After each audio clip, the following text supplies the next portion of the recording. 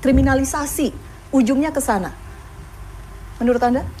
Ya, saya tegaskan memang ini satu tindakan kriminalisasi, satu peristiwa yang sebenarnya hak konstitusional untuk menyampaikan pendapat dijamin konstitusi pasal 28 Undang-Undang Dasar 45, tapi kemudian narasikan sebagai kejahatan dan kemudian dikonfirmasi sebuah laporan polisi oleh saudara Joko Widodo di 30 April 2025 yang lalu. Saya juga ingin agar yang diajari untuk bersikap ya negarawan gitu, kesatria bukan hanya pihak terlapor, tapi juga pihak pelapor begitu. Pelapor ini kan melaporkan orang. Kuasa hukum sebelumnya sudah menyebut setidaknya 5 inisial. Ada ES, ada RS, RHS, TT hingga K begitu. Tapi begitu sekarang muncul 12 nama terlapor, saudara Joko Widodo buang badan, kuasa hukum buang badan, lalu siapa yang menentukan nama-nama? Oke, berarti hasil penyelidikan. Berarti polisi yang menentukan 12 nama termasuk Abraham Samad, mantan ketua KPK. Sekarang apa kewenangan polisi dalam delik aduan yang kewenangan menuntut subjektif ada pada pelapor, ada pengadu, yakni saudara Joko Widodo, tetap melanjutkan proses ini menjadi terlapor. Pertanyaan selanjutnya tinggal dikonfirmasi saja kepada saudara Jokowi. Wahai saudara Joko Widodo, apakah benar 12 orang ini yang menjadikan engkau rendah serendah-rendahnya, hina sehina-hinanya, dan kemudian penyidik bisa melakukan tindakan lebih lanjut? Kalau saudara Jokowi mengatakan, oh tidak, bukan ini, saya sudah nggak ada masalah, berarti nggak bisa dilanjutkan. Tetapi kalau dia menyatakan memang ada di 12 orang ini, berarti saudara Jokowi juga harus tanggung jawab.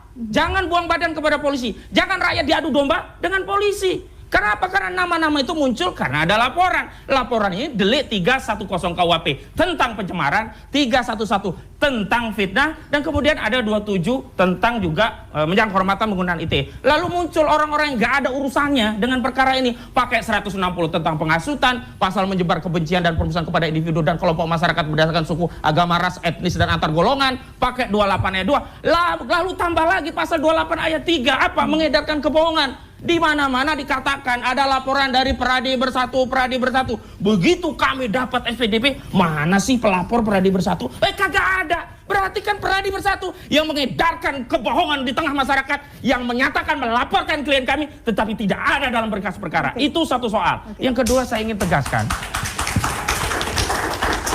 kan ini persoalannya kan murni hukum, harusnya fokus kepada hukum. Kita lokalisirlah persoalan bangsa ini pada proses hukum. Jangan membangun narasi ada orang besar, ada yang mendowngrade, ada yang ingin menjatuhkan reputasi politik. Lah kalau kita urut siapa sebenarnya yang menjatuhkan reputasi politik saudara Joko Widodo dalam perkara ini? Coba lihat kemarin klien kami Rahmat Himran cacat gara-gara, bukan cacat ya, kakinya dioperasi jadi nggak bisa jalan pakai kursi roda. Datang ke Polda Metro Jaya memenuhi panggilan penyidik, diperiksa berjam-jam. Tetapi saudara Joko Widodo tidak datang ke Polda, alasan sakit, tidak bisa keluar kota. Tapi ada 2 konfirmasi peristiwa yang mendelegitimasi dan menjatuhkan reputasi saudara Jokowi. Yang pertama, dia justru hadir ya di acara reuni yang itu di luar kota. Yang kedua, dia hadir di Kongres PSI yang merupakan aktivitas politik. Lalu siapa sebenarnya yang mengadu domba dan memecah rakyat ini gitu loh. Kalau memang dia bikin laporan, sebut nama, gentle saja, nggak ada masalah kok kami disebutkan. Misalkan yang kami laporkan kayak tadi ini, gentle, Rosuryo, Yatifah, kemudian siapa, Rismon, gentle. Tetapi Anda tidak punya kepentingan, Anda bukan pemilik ijazah Jokowi, Anda tidak punya legal standing, merasa tercemar, dihina kesehindaannya, jadi Anda tidak ada urusannya. Tetapi tadi karena gerbong ini rame, ada penumpang gelap, penumpang kondang, begitu. Kita dulu biar tidak gelap. Jadi gini ya Pak Ahmad, faktanya naik penyidikan. Jadi saran saya, saudara dampingi saja klien saudara. Gak usah ngajari saya, penyidikan sekarang juga banyak yang dihentikan, muncul SP3. Ya kalau begitu saudara lakukan. Saudara lakukan aja bagaimana meng-SP3 kan laporan kami, itu saja. Karena fakta ya, Bambang Tri, Anda dampingin masuk. Fakta, Bambang Tri Anda dampingin masuk. Kalau bisa semua Anda dampingin masuk. Masuk. Anda yang membuat klien Anda masuk. Faktanya itu. Ya. Rekan sejawat tidak boleh mengomentari pekerjaan rekan sejawat lainnya. Saya faktanya itu. Ya, artinya laporan kami naik penyidikan. Silakan lakukan pra peradilan. Ya, silakan lakukan pra peradilan. Tidak ada peradi pecah belah, yang ada Perhimpunan Advokat Indonesia. Baik. Oke. Pertanyaan saya, apakah betul memang relawan disuruh pasang badan? Oh, nggak ada. Bapak nonton aja ya nanti Keep Talking tuh. Punyanya Pak Eheb Saifullah Fattah itu. Saya kepengen Bu, kita malam ini fokus saja. Kedua belah jangan ngaco.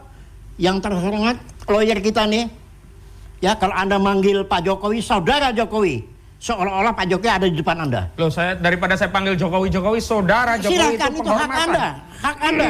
Dan saya memanggil saya saudara menghormati. Norman itu biasa saja. Iya, benar, saya mengerti. Saudara Elvira, Tapi tolong, saudara Rifai, Anda sebagai saudara lawyer, Jokowi, apa masalahnya? sebagai apa harus pengacara, saya panggil sinuwun ya. engkang ngarso dalam Jokowi Dengar dulu.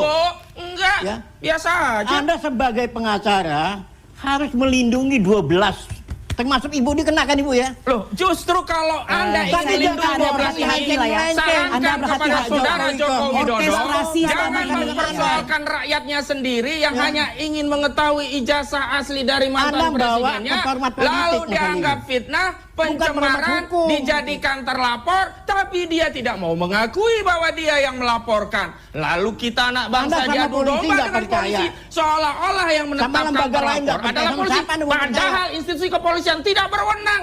Harusnya jelas, limitatif. Ini deliknya delik spesial, Saya tanya delik Anda. aduan. Kalau delik umum kita melaporkan, ada apa Pak? Ada pencurian. Siapa pencurinya Pak? Ya saya nggak tahu karena itu Saya tolong tanya sama cari. Anda, Tapi ini delik fitnah. Tunggu, Jelas gantian. orangnya. Bang Ahmad, Siapa gantian. yang memfitnah? Gantian. Begitu. Saya tanya sama Anda, Ya. ini negara hukum apa bukan? Ini negara hukum. Ini negara Pancasila apa bukan? Negara Pancasila. Yakin dengan Pancasila? Yakin. Pancasila sebagai sumber dari segala sumber hukum. Pancasila itu tidak mengajarkan seorang menjadi pihak yang sangat Nah, pengecut. Artinya ke negara hukum, memenjarakan rakyatnya sendiri. percayakan kepada hukum. Siapa yang tidak percaya? Ya, Kalau ada jangan yang keliru dikutak-kutik dikritisi. lagi. Kalau keliru dibiarkan. Ini namanya Ini menjebloskan. bolak-balik urusan Pak Jokowi diusik-usik. Lah, karena dia Nggak ada ada masalah. urusannya, jadi Anda Kalau dia dibawa tidak ada ke masalah, nggak politik, bukan diusik-usik. tempat hukum. Kalau ijazahnya asli, Pak SBY, Nggak ada ijazahnya asli. urusannya dengan Anda. Nggak diusik-usik. Sudah Pak dijelaskan Prabowo, bahwa ijazahnya asli. Nggak ijazahnya akan di diusik-usik. pengadilan Anda bisa lihat. Nah, saya ingin tegaskan Jangan supaya kan memaksakan ada diri 3 dong. mekanisme ya. 3 mekanisme untuk menyelesaikan perseteruan soal ijazah ini. Pertama, mekanisme PT-UN. Memang problemnya lewat 90 hari, tidak mungkin bisa diuji melalui pengadilan tata usaha negara. Yang kedua, mekanisme perdata. Persoalannya, setiap pengadilan yang digugat berkaitan dengan ijazah saudara Joko Widodo selalu menyatakan kami tidak berwenang, NO. Jadi tidak bisa masuk pokok perkara.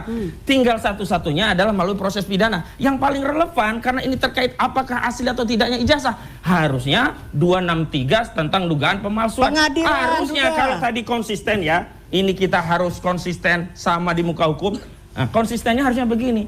Harusnya laporan TPUA itu juga diterima LP.